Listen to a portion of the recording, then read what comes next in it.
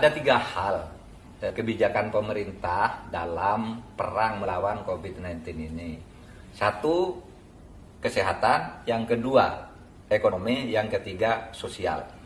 Yang menyangkut kesehatan, pemerintah tegas harus mengikuti protokol COVID-19 seperti yang ditetapkan oleh WHO yang kemudian diadopsi di Indonesia. Apa itu? Keharusan memakai masker kalau keluar. Yang kedua, cuci tangan, ya, cuci secara rajin.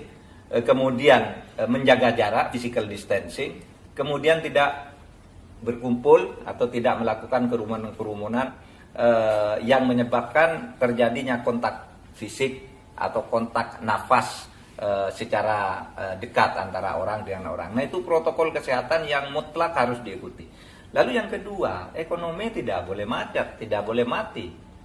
Oleh sebab itu, Presiden mengatakan ekonomi harus tetap bergerak, tetapi tetap di dalam kerangka protokol kesehatan itu.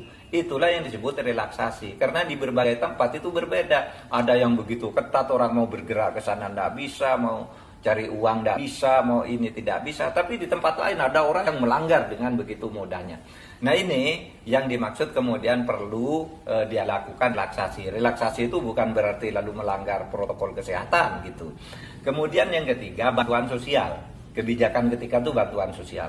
Presiden mengatakan harus cepat dan tepat. Tetapi jika pilihannya hanya satu, tepat atau cepat, maka Presiden minta agar cepat dulu, semuanya segera diberi. Soal pembukuannya nanti administrasi mungkin karena banyak orang tidak punya KTP, tidak jelas rumahnya, tapi jelas-jelas membutuhkan cepat diberi. Nah, nanti bisa diadministrasikan tersendiri tanpa menjadikan kartu penduduk dan alamat yang jelas sebagai prasyarat untuk mendapatkan itu.